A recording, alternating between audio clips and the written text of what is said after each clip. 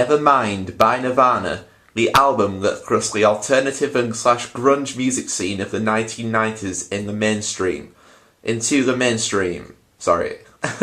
Without this poster that I adorn upon the wall of my bedroom, it was meant to be this way. Had I originally purchased the Core Era 1992 STP poster I was originally intending, it could have been a whole lot different. But Lord knows I did not realise the significance of this particular poster until a couple of days later I discovered it was meant to be this way.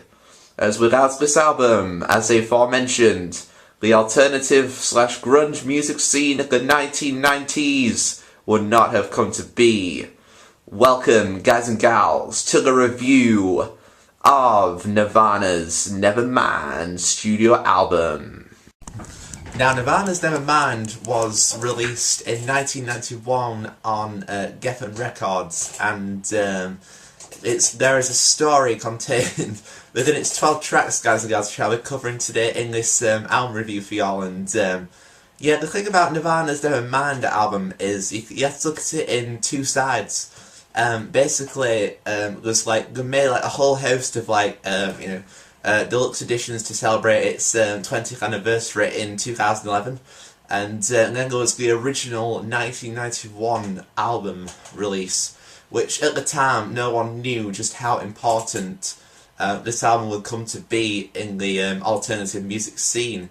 It was produced by Butch Vig, who had also worked with a band also considered to be in the same realm as Nirvana in the form of the Smashing Pumpkins. He had produced their 1991 debut studio album called Gish, which is again a highly rated alternative rock album amongst music fans. And yeah, it was recorded from May to June 1991 at Sound City Studios. It was amazing just how such a timeless album could be recorded in such a short space of time. But the thing was, with Nirvana, they had sort of the knack of Kurt Cobain especially, had sort of the knack of coming up with these really really unique sounding guitar riffs. They're not too elaborate or complex, but short and sweet, and they certainly hit home on most of the time. And 11 out of 12 of the songs on the album, although there are actually 13 songs on this album if you include the hidden track at the end, guys, which is called Endless Nameless. And except the song Polly, which is track 6 on this release, was actually recorded in April 1990 at Smart Studios in Madison, Wisconsin. And Nirvana were an American alternative rock band that was formed in Seattle, Washington. Aberdeen, Washington, the hometown of Kurt Cobain. There's actually a sign when it's on the sign to Aberdeen, Washington, guys. It's basically a sign that says "Welcome to Aberdeen, come as you are," which was one of the songs on this release. It was sort of a homage to their hometown hero Kurt Cobain, who had grown up in that town and been its most successful resident. And this was Nirvana's first studio album as well to be released on a major label. Their previous studio album, their debut studio album called Bleach, was released on Sub Pop Records, which again, Sub Pop Records is considered integral in the alternative rock movement. And it's the band's most commercially successful album to date. As I said, guys, got two sides to looking at this album, but it's been good to run off the accolades of this particular release. It's the band's most commercially successful album with over 30 million copies sold worldwide as of 2008. However, initially the record label for this release, Geffen Records, had only hoped that the record will only sell 250,000 units, 250,000 units, which was the same as the amount that the album called Goo by Sonic Youth also received. But obviously what was to come was totally unexpected by all, and it had an effect on everyone involved, especially Kurt Cobain, And yeah, it was with the help of the single "Smells Like Teen Spirit" that really propelled Nevermind into the stratosphere. Like, that song became an anthem for like disaffected youth in the early part of the 1990s. It like gave them something to relate to, and it sort of like was the song that sort of like killed off the all the hair metal bands in the 1980s. You know, your Motley Crues, your Poisons, you know, that. You know, all those like dudes are like blown away with the introduction of alternative rock in the 1990s from Seattle. And yeah, this album was so successful that in 1992 it actually managed to dethrone the Michael Jackson album called Dangerous on the Billboard 200 chart in January 1992. And it's the influence of this album is still prevalent amongst music fans today. As I said, like the song contains 12 tracks, but there's sort of like a hidden track at the end called Endless Nameless, which is at the end of the final song, Still Cleaning Away. And there's a lot of patience is needed to be able to reach the song, and I'll explain that to y'all very soon. And yeah, like, because of the like how like revered this album is amongst sort of like rock music fans. Like as I said, like there's like a lot of like deluxe editions made of this record. You know, there's like a deluxe edition and a super deluxe edition, both released in 2011. You sort of like get like 2 discs of bonus tracks on the standard deluxe edition, and with the super deluxe edition, you also get like a different like mix of the songs from the album. Because when like an album's mixed, guys and gals, like you sort of like get the songs sort of like mixed and mastered. And you know, if an album's like mixed differently, then it can like sound different at times.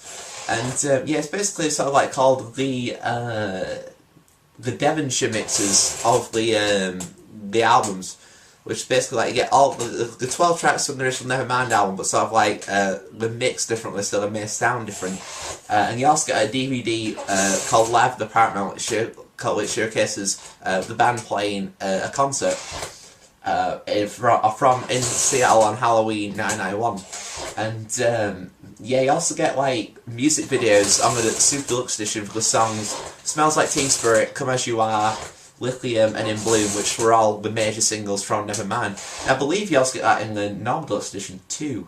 Yeah, you do. You get B-sides of some of the songs from the album, including the B-sides taken from the song "Smells Like Teen Spirit," "Come As You Are," "Lithium," and "In Bloom." And yeah, guys and gals, like as I said, like the main like anthem for the alternative rock scene, or what came to, you know, sort of like start the revolution that would see that movement sort of encase like the early 1990s. You know, that was when grunge or alternative rock was really at its height. And yeah, "Smells Like Teen Spirit," you can tell straight away with like the soul guitar riff that starts the song. It just sounds very, very anthemic, and it's instantly recognisable these days amongst people that listen to Nirvana. Like there's a lot of controversy amongst fans because they'll say like they'll get annoyed because like there's a poster that like says or something like, you know, a lot of Nirvana fans will get annoyed at people who only really know the song "Smells Like Teen Spirit" as opposed to their other material. And yeah, that's that's just one of those things for some reason.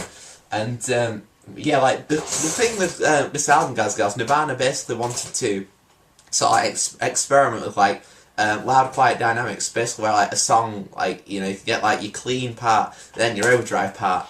You know, it was something inspired by the Pixies, which Kurt Cobain was a huge fan of. And yeah, like the riff, you know, the starts look like a quiet, like a clean sound of the riff, and then it like becomes like highly distorted. And yeah, you start to get like the rhythm, the rhythm change, like the guitar and the drums of like Kurt Cobain like strumming occasionally the first fret on his guitar. And as I've covered this song before, I sort of know there's some other tabs to this. So yeah, it's basically like, you know, Kurt Cobain really utilises his wide vocal range on this particular song. Like, you know, you get the introduction to the chorus where sort of like Kurt screams, you know, "With the lights out, this is dangerous, here we are now, entertainers." And before that, like, you know, it sort of sings like "Hello, how low," you know, and then it gets into that part. And yeah, as I said, like it can get very intense at times. Like Kurt Cobain sort of like when the band experimented with sort of like loud quiet dynamics musically. Kurt Cobain's also utilising it vocally as well, which I think really adds an extra depth to the song. I mean, like this sort of like song continues throughout. Like this is a really prime example of the band's use of loud quiet dynamics on this release, on this particular song.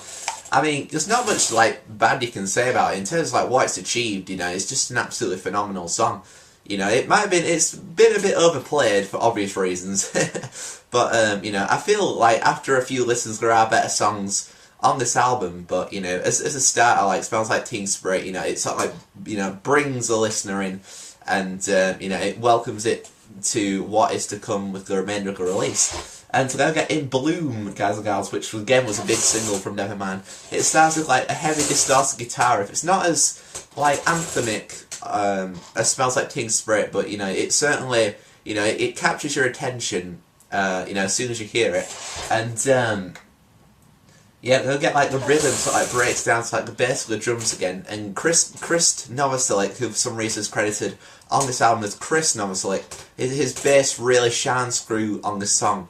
Like that's the great thing about this album, is that like all the instruments are given their like time to shine, and that's a fundamental feature of certainly the diversity that is shown on this release. And then we get like the chorus, which is similar to Smells Like Teen Spirit, but not as intense. However, it still captures your attention. Like overall, like I'd say, like I said, like, it's not as intense as Smells Like Teen Spirit, but In Bloom certainly, a great sequel track to that song. It's definitely a song that you should be aware of, and the title of it is, because Kurt Cobain at this time was really obsessed with like human life and stuff, and there's like a story behind the artwork which I'll get to as well for you guys and gals, regarding when him and the drummer Dave Grohl watched a program on underwater births, and that's where the artwork comes in. And it's basically like the song's like either reference to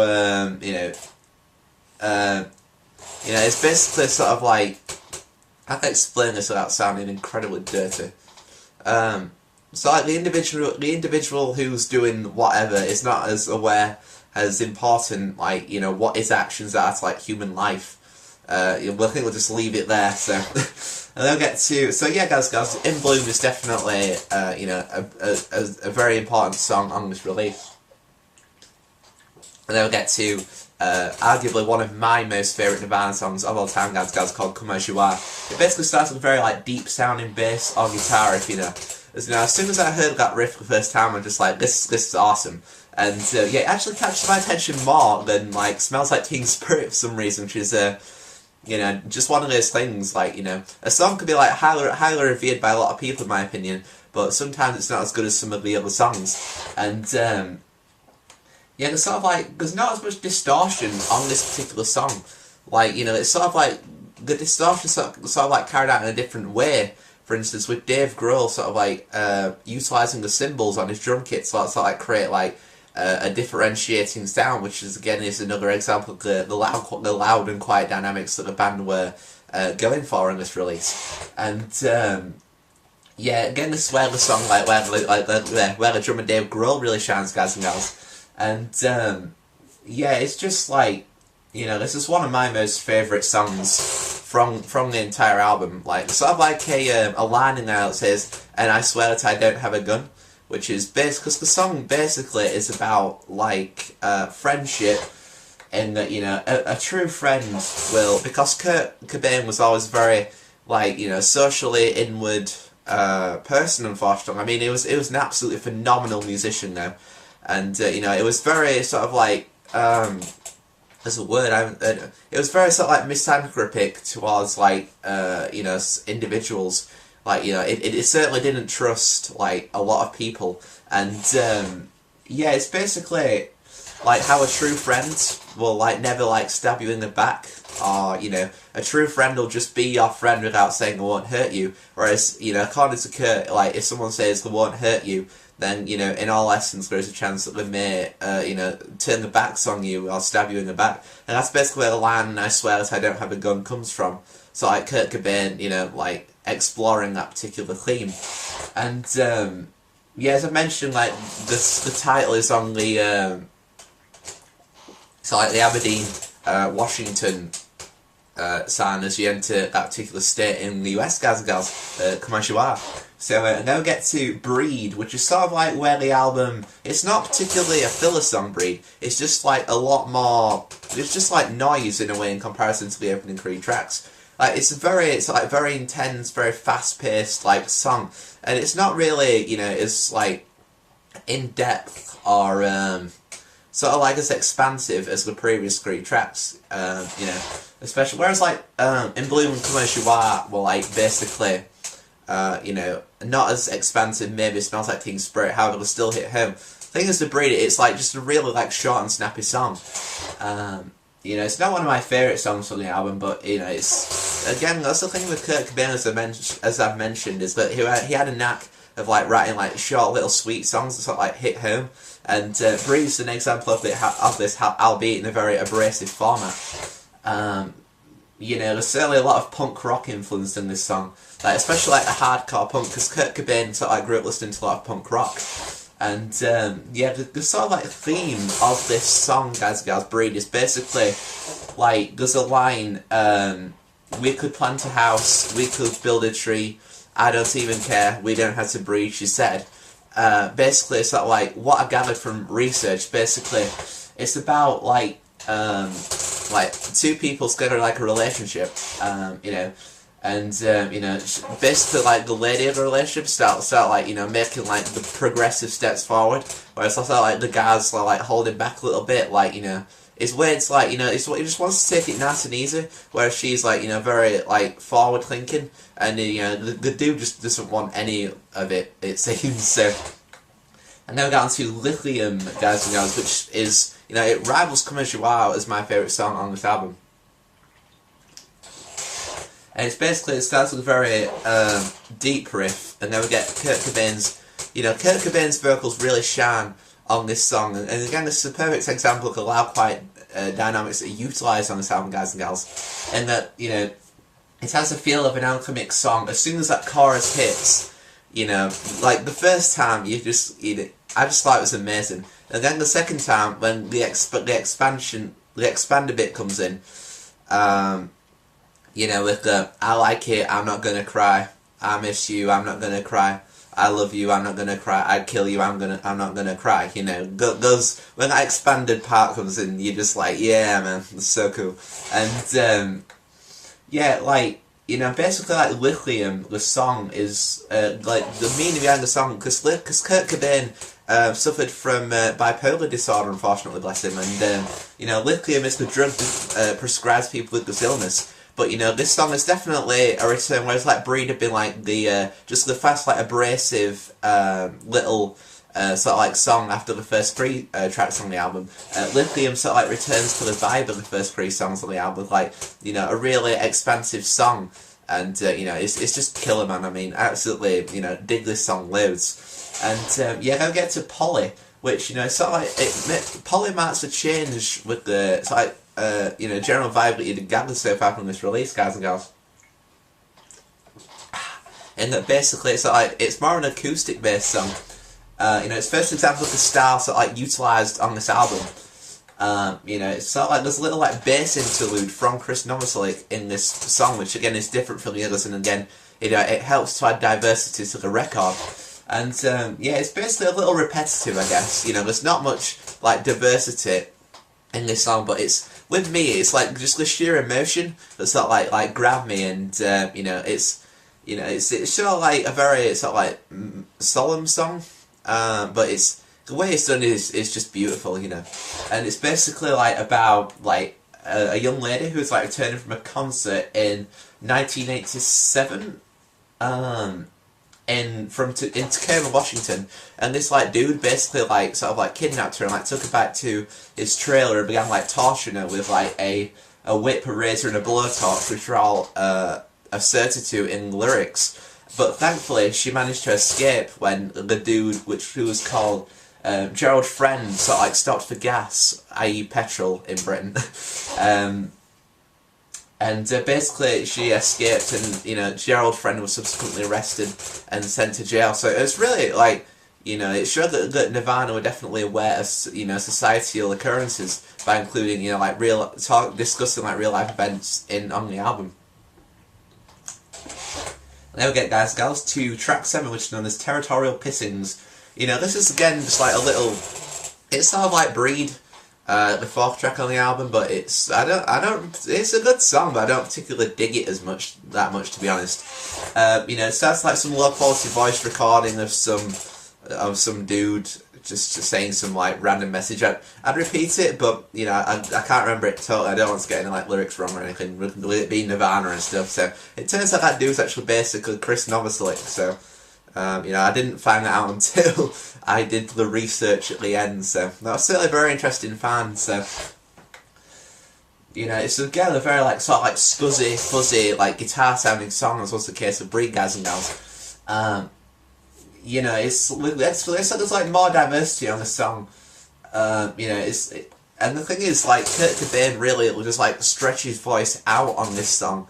You know, it actually breaks at the end because it's like, you know, screaming so intense. You know, it just shows the passion that dude had for the music in 1991. So, and yeah, as I've said, it's not one of the strongest songs of the album, is Territorial Pissings, but you know, it's this, you know, it certainly, you know, it doesn't really affect the flow of the release in any way, I think, so.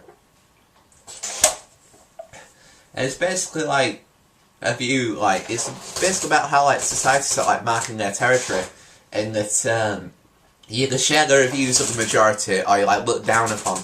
And that's something that I definitely can relate to. You know, I just believe in, like, you know, just being yourself, whoever that may be, and if other people don't like it, then who cares? Like, you know, I'm being myself, and, you know, I dig it, so, you know, I encourage all of you guys and gals out there to just, you know, embrace your talents, embrace your special gifts, and if other people don't like it, it's none of their business, so, and, yeah, I'm gonna get to, yeah, Drain You, which is track 8, which basically, like, a song about a girl that Kurt Cobain really, you know, really liked at the time. It's called Toby Vale, and yeah, basically it's about like how Kurt Cobain sort of like, you know, sort of like made like advances towards her, I guess, when like they were close, but she just kept rejecting him and just like draining him and like draining his energy and like morale and stuff. And it basically begins with like a clean like melodic guitar, guys and gals, and yeah, we're just getting like some more you know, distorted section again, like sort of like, you know, an example of the sort of like loud, quiet, and dynamics that are utilised on this particular release. Hey guys and gals, sorry about that. My phone just went off, but it's actually great news because I've just been offered a job interview, so I'm totally happy about that. So yeah, well, it's, I think we'll talk about Drain You, the 8th track on the album. And yeah, basically Drain You, it's like, as I said, it's about like this young lady that Kurt liked at the time of the recording the Nevermind album. And yeah, it's one of those, like, it's an example of like the short little sweet songs that Kurt could write on occasion, you know, that sound really, really good.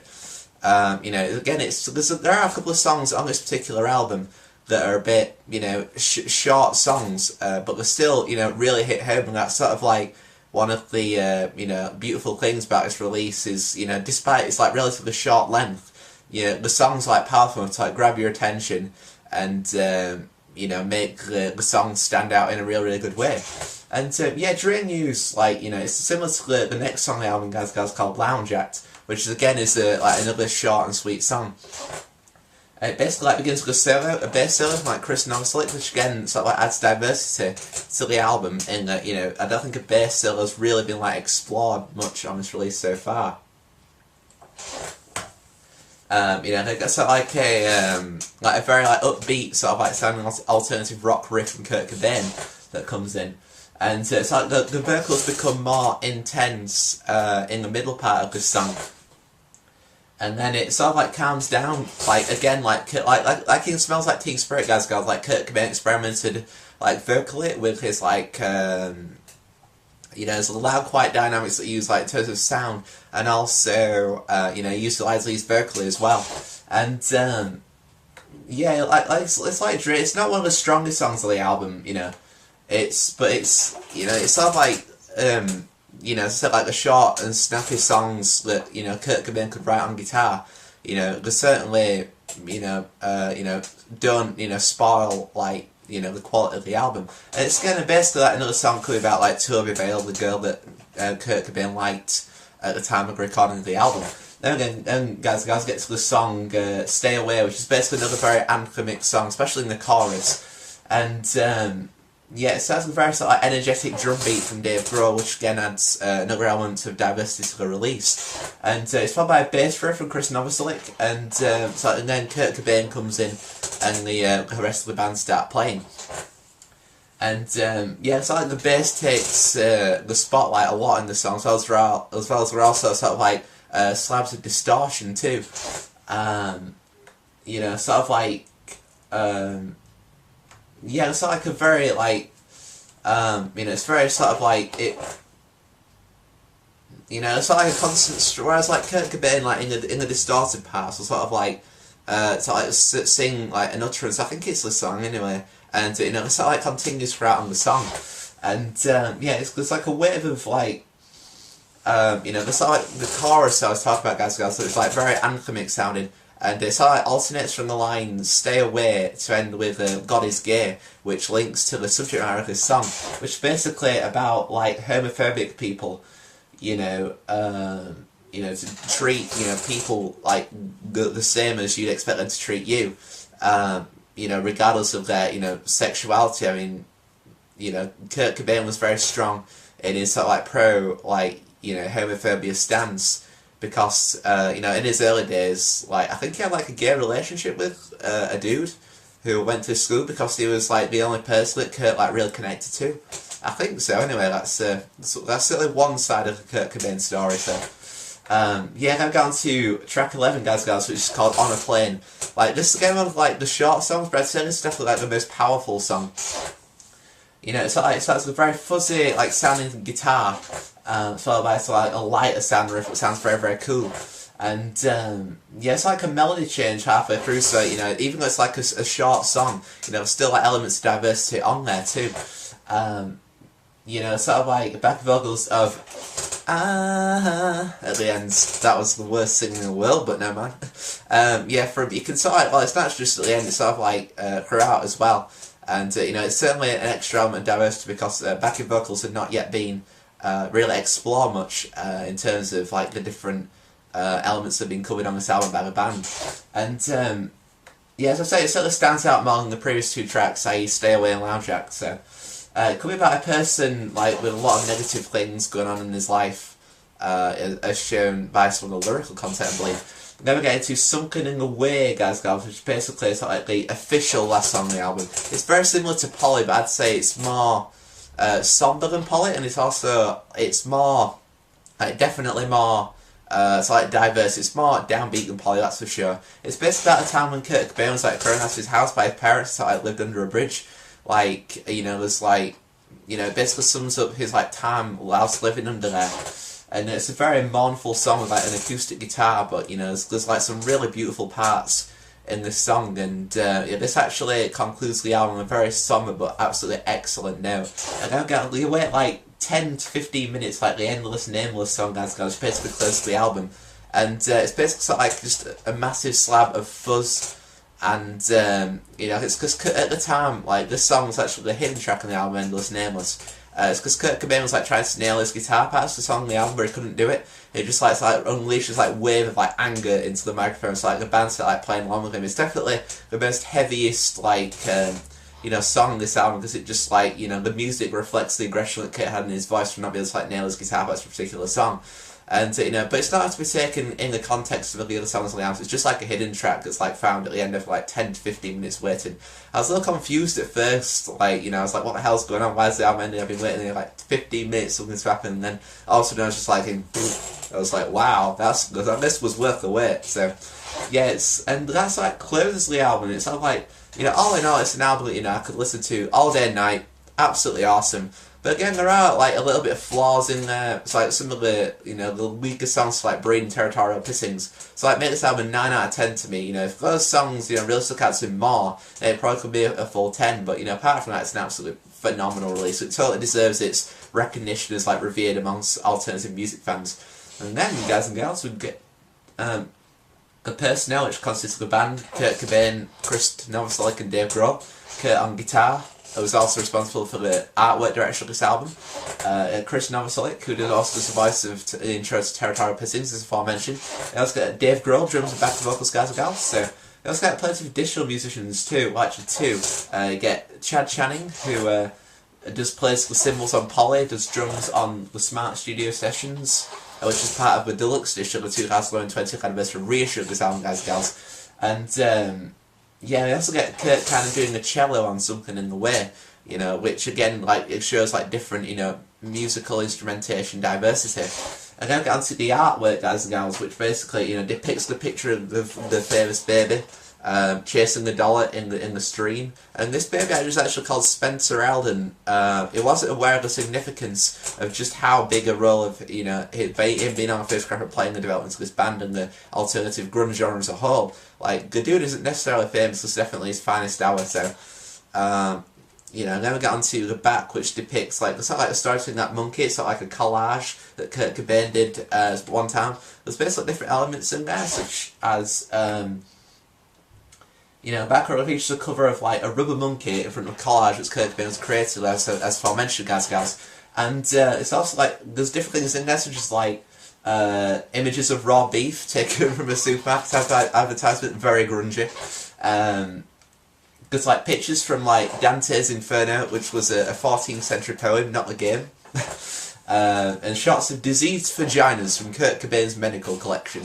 Yes, Kurt was always a very medically infused individual, as shown on you know, releases such as In Utero as well.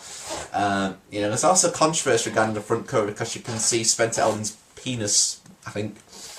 Yes, you can. I don't know if you guys can see that, but that's like caused controversy.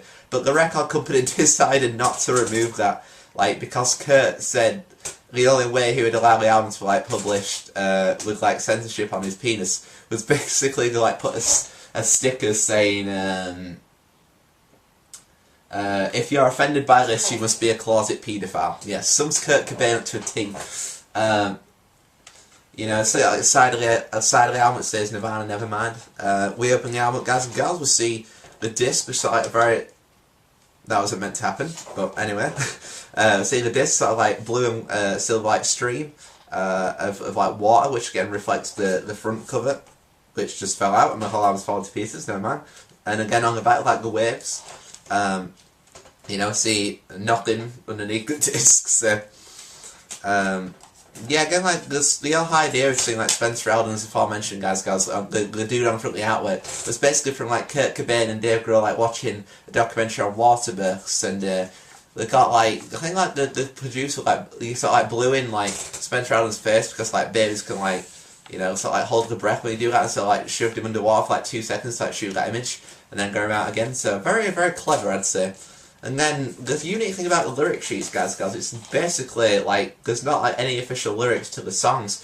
They're just sort of, like, random lyrics, like, placed all over the place, like, different songs, which, you know, again, you know, showed Kurt Cobain's intention to be sort of, like, a very sarcastic, you know, person, but in a good way, you know.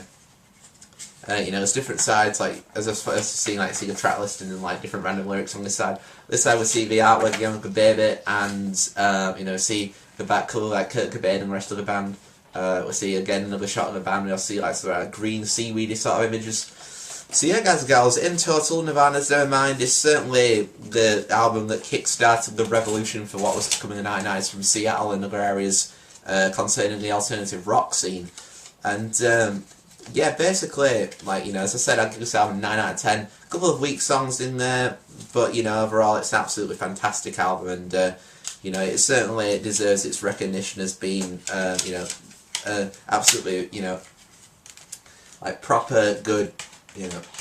It's the quintessential Nirvana release, in my opinion. So, yeah, guys, hope you've all enjoyed this review, and I shall catch you all sometime soon for maybe another video in the future. So until then, I've been Joe Milton, as always. Stay safe, stay strong, and I shall see you all in the future forever.